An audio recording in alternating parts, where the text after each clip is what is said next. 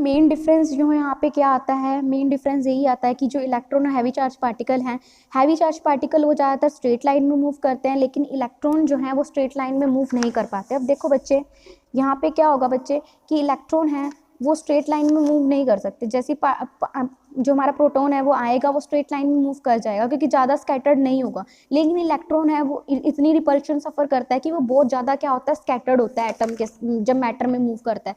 तो यहाँ से बच्चे अगर मैं ये भी देखूँ, अगर इलेक्ट्रॉन ने जो 2 पॉइंट से जो डिस्टेंस ट्रेवल किया है और सेम 2 पॉइंट से डिस्टेंस अगर मैं निकालूँ किसका बच्चे, प्रोटॉन का या फिर हैवी चार्ज पार्टिकल का, तो जो इलेक्ट्रॉन है वो ज़्यादा डिस्टेंस मूव करता है as comparison to your proton या हैवी चार्ज पार्टिकल। तो यही कह रखा है कि एक्चुअल डिस्टेंस जो है इलेक्ट्रॉन जो है वो ज़्यादा ट्रैवल करता है। And it is concluded that the mono energetic electrons can not at all stop by small thickness of material. तो यहाँ पे ये कह रखा है जो इलेक्ट्रॉन्स हैं, ठीक है, वो जो है अगर सेम थिकनेस की अगर हम बात करें तो उसमें जल्दी से स्टॉप नहीं हो पाता है, ठीक है ना, cannot all be stopped by the same thickness of material। अगर हम सेम थिकनेस भी लें तो इतनी जल्दी वो स्टॉप नहीं हो पा सकते। तो हम ये कह सकते हैं कि जो concept of range of electron has a limited validity. तो जो हमारे पास रेंज आती है फॉर द इलेक्ट्रॉन, उनकी कुछ रेंज तक वो रहते हैं, उनकी कुछ ना कुछ लिमिटेड वैलिडिटी होती है, यानी कि कुछ डिस्टेंस तक वो जो है स्टॉप होते हैं, वो मैटर के अंदर इतनी ईजिली स्टॉप नहीं हो पाते हैं, ठीक है। अब बच्चे इसका मतलब हमें रेंज निकालनी पड़ेगी इलेक्ट्रॉन्स की, तो हम देखते हैं, चलो इलेक्ट्रॉन की रेंज निकाल के देखते हैं। मान लो जो हमारा इलेक्ट्रॉन है वो क्या कर रहा है, the passage of electron through a matter differ from the, of course मैंने आपको बताया है कि इलेक्ट्रॉन जो है जैसे मीडियम के अंदर एंटर करता है वो जो पाथ ट्रेवल करता है that is entirely different from that of the heavy charge particle that might be proton and your alpha particles, ठीक है ना, क्योंकि because of its small mass, क्योंकि यहाँ पे जो एटम है ऑब्जॉर्बर मैटिंग के जो एटम है उनका मास ज़्यादा होता है, पर इलेक्ट्रॉन है उसका मास कम होने की वजह से वो बहुत ज़्यादा स्कैटर्ड होता है, ठीक है। तो उनका जो पाथ होता है दैट इज़ डिफरेंट, ठीक है ना। तो हैवी चार्ज पार्टिकल का पाथ जहाँ स्ट्रेट लाइन होता है और डेफिनेट रेंज होती है उसकी, लेकिन यहाँ पे जो इलेक्ट्रॉन है उनका पाथ कैसा होता है, इस तरह से होता है, ठीक है ना, टॉर्टोइज टाइप होता है, और इनकी जो है एक वेल डिफाइंड रेंज नहीं होती, ठीक है। सो इलेक्ट्रॉन की क्या होती है, वेल डिफाइंड रेंज नहीं होती, ठीक है। यहाँ पे लिखा हुआ है कि they lose a much larger fraction of their energy in each collision. अब देखो मैंने आपको बताया है कि जो इलेक्ट्रॉन है वो क्या करते हैं, जैसे ही इलेक्ट्रॉन जो है यह हमारा एब्जॉर्बिंग मैटर है, ठीक है, ये मैटर है, मैटर के साथ क्या होंगे बच्चे, इलेक्ट्रॉन्स होंगे, ठीक है। तो यहाँ से क्या होंगे बच्चे, इनके इलेक्ट्रॉन्स होंगे। तो जैसे ही इलेक्ट्रॉन फर्दर अंदर एंटर करता है इसके अंदर, तो इलेक्ट्रॉन जो है ना बहुत ज़्यादा एनर्जी लूज करता है, ठीक है, तो बहुत ज़्यादा एनर्जी जो है वो लूज करता है कोलिजन होने के साथ, ठीक है ना। लेकिन आप यहाँ पे देखो हैवी चार्ज पार्टिकल जो पहले ही बहुत बड़ा है और यहाँ पे उस एटम का साइज भी बड़ा, तो जब वो कोलाइड करेगा तो वो इतनी ज़्यादा एनर्जी लूज नहीं करेगा, वो आगे मूव करेगा। लेकिन ये जो है वो पहले ही इतना छोटा है और वो क्या करेगा, जब कोलाइड करेगा किसी एटम के साथ, ठीक है, उनके इलेक्ट्रॉन्स के साथ, वो ज़्यादा फ्रैक्शन में एनर्जी जो है लूज करता है।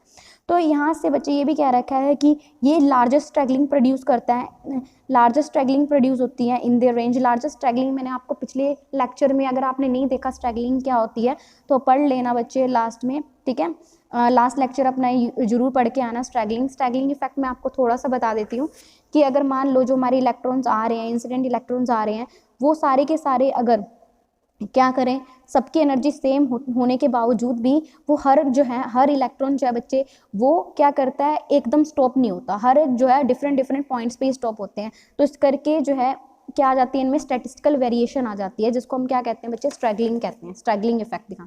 तो आपको पता है यहाँ पे इलेक्ट्रॉन चाहे इंसिडेंट इलेक्ट्रॉन आ रहे हैं, सबकी एनर्जी सेम होने के बावजूद भी क्या होता है, वो हर इलेक्ट्रॉन जो है वो अपने अलग अलग तरीके से एनर्जी लूज करता है, ठीक है ना।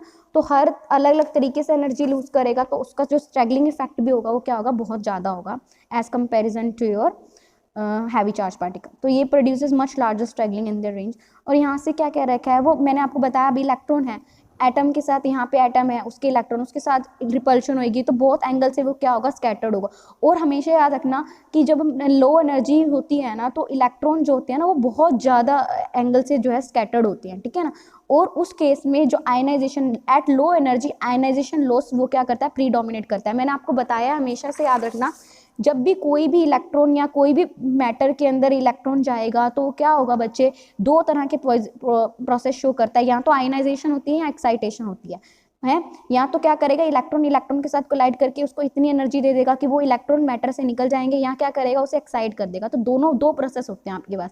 पर जो इलेक्ट्रॉन है, हम लो एनर्जी की जब मैं बात करती हूँ, लो एनर्जी की अगर मैं बात करती हूँ, अगर इलेक्ट्रॉन इंसिडेंट एनर्जी अगर मैं लो लेती हूँ, तो उस केस में बच्चे याद रखना सिर्फ आयनाइजेशन प्रोसेस होता है। आयनाइजेशन प्रोसेस जो है प्रीडोमिनेट्स करता है आपका एक्साइटेशन से, ठीक है।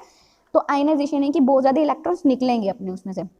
तो यहाँ पे यही कह रखा है, जो भी है इसकी वजह से क्या होगा, आयनाइजेशन लॉस होने की वजह से जो होगा, जो एक्चुअल पाथ लेंथ होगा वो इलेक्ट्रॉन का वो ज़्यादा होगा as greater than the thickness of material, ठीक है ना। जो भी ये मान लो ये इतने हमारे पास थिकनेस है, इतना थिक है हमारा मटेरियल, ठीक है ना।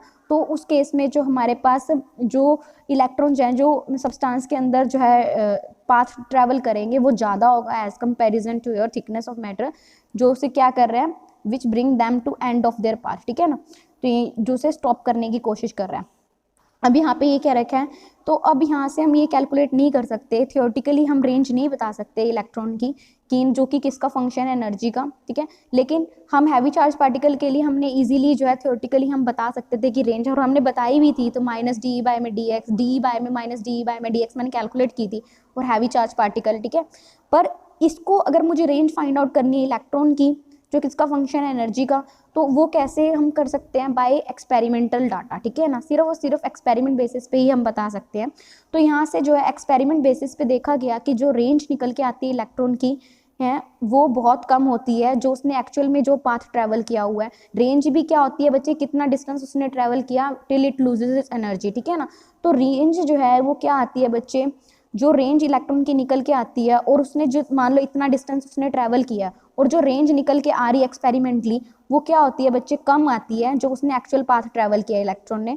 तो वो कितनी कम आती है, विच में be 1.5 to 4 times the former, ठीक है ना। तो 1.5 से 4 टाइम्स हो सकती है जो उसने पाथ एक्चुअली में जो ट्रेस किया था, ठीक है। तो यहाँ से क्या रखा है कि जो रेंज है मेजरमेंट, जो अगर मैं रेंज निकालना चाहती हूँ, ठीक है, thus range measurement of electrons do not have the definiteness as in the case of heavy charge particle। तो of course यहाँ पे एक चीज़ इंपॉर्टेंट क्या है कि जो रेंज है वो डेफिनेट नहीं है। जो हमारी हैवी चार्ज पार्टिकल में तो एक रेंज जो थी वो डेफिनेट थी, पर लाइट चार्ज पार्टिकल में हम डेफिनेट रेंज नहीं निकाल सकते। सिर्फ एक क्लाउड चैम्बर फोटोग्राफ्स हैं, ठीक है, ये एक इससे हम जो है डेफिनेट रेंज कैलकुलेट कर सकते हैं, पर अगर हम ये यूज़ नहीं कर रहे हैं तो हम डेफिनेट रेंज नहीं निकाल सकते।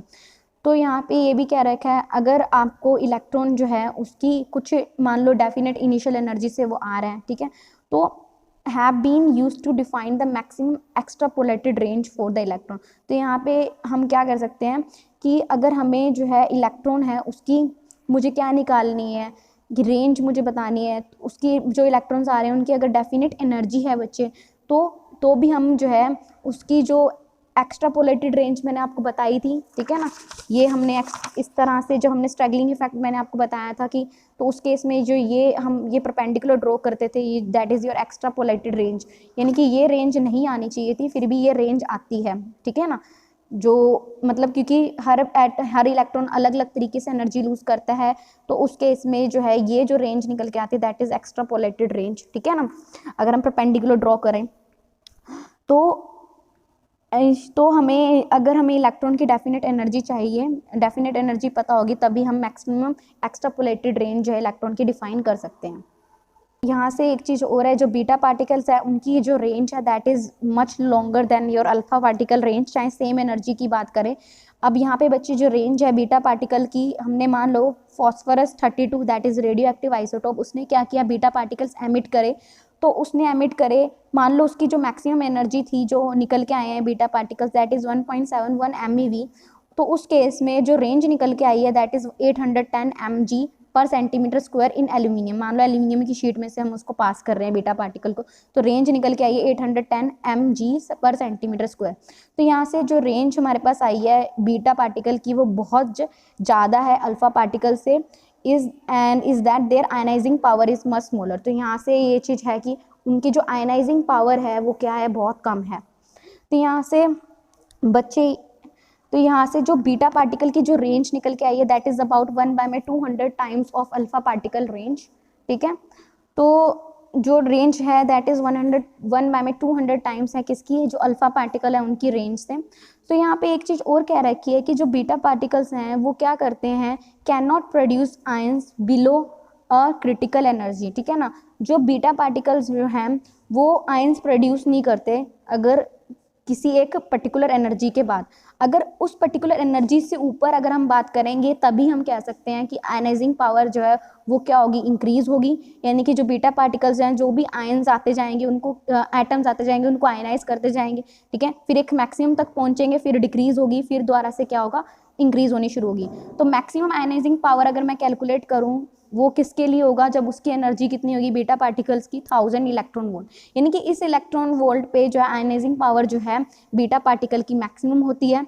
और यहाँ पे ये भी कह रखा है कि at this energy the ionising power is about 100 ions per metre square in air STP than higher, यहाँ पे क्या कह रखा है, the higher energy is only about 5 ions per mm in air S।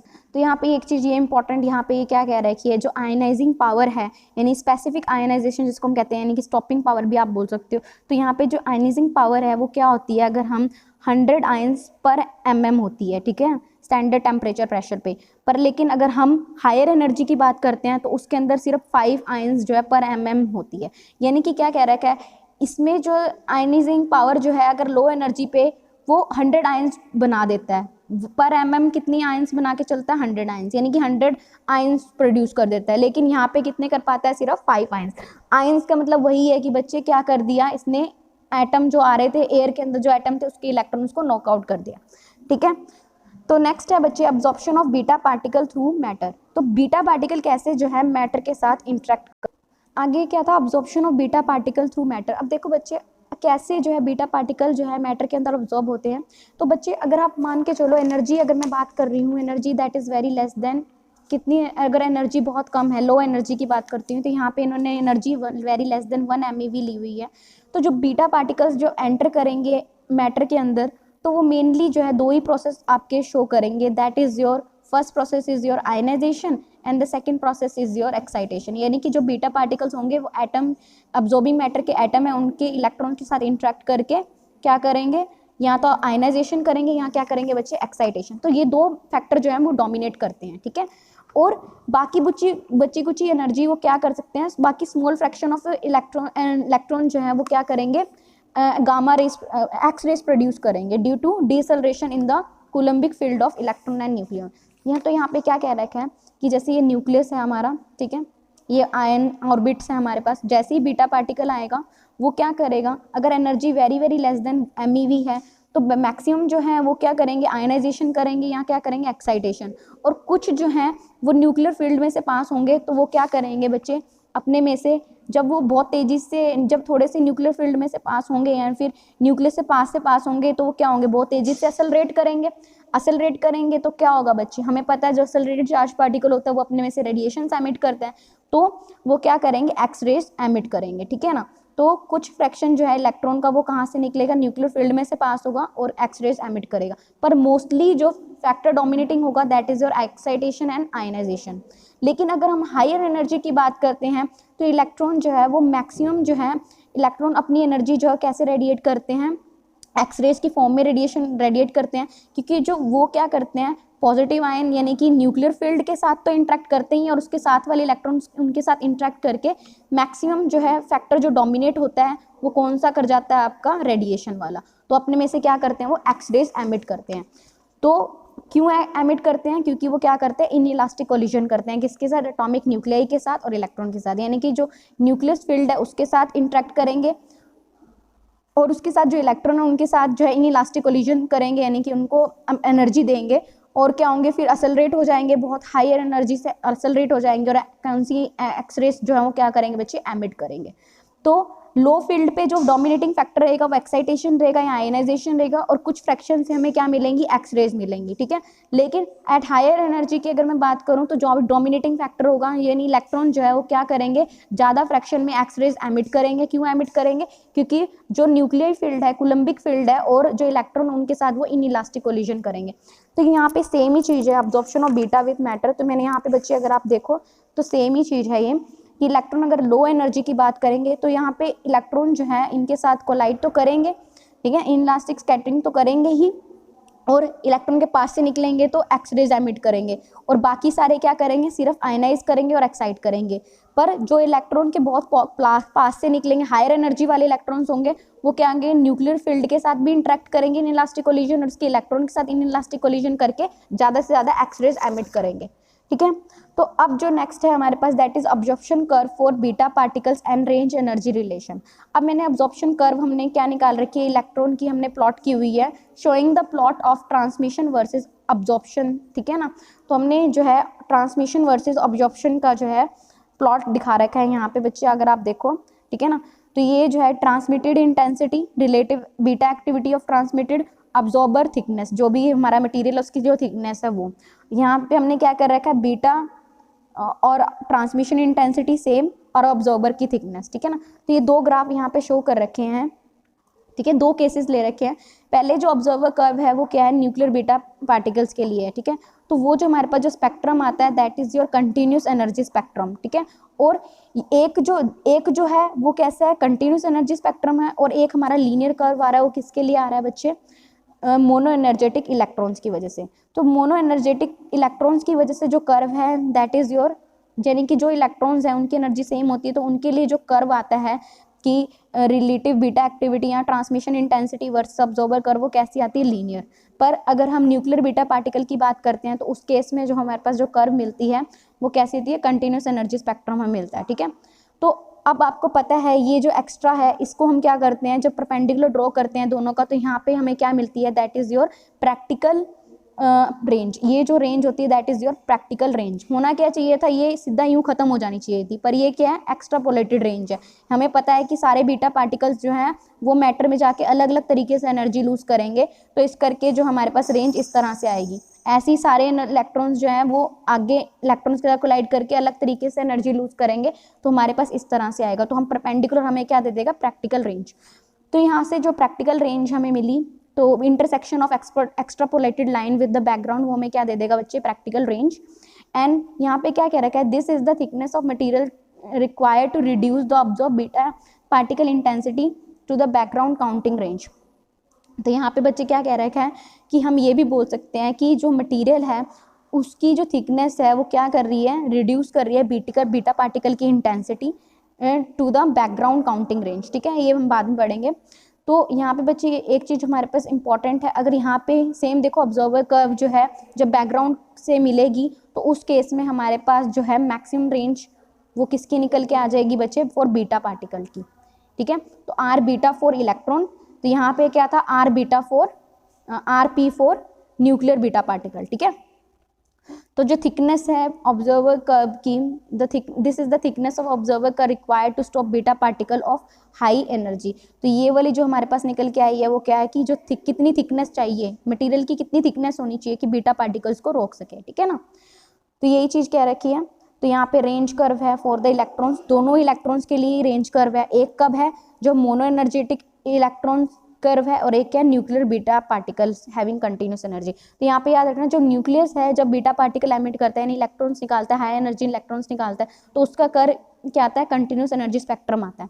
लेकिन जब कोई मोनो एनर्जेटिक इलेक्ट्रॉन जो है, यानी कि मोनो एनर्जेटिक अगर हम इलेक्ट्रॉन्स की बात करें तो उसका कर्व कैसा होता है, लीनियर होता है, ठीक है ना।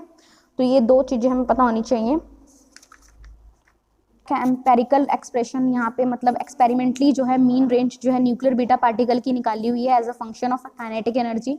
वो किन्होंने निकाली थी, कार्ड्स ने एंड पेनफोर्ड ने निकाली थी, और वो निकल के आई थी R is equal to 0.412 E 1.265 minus 0.094 ln E।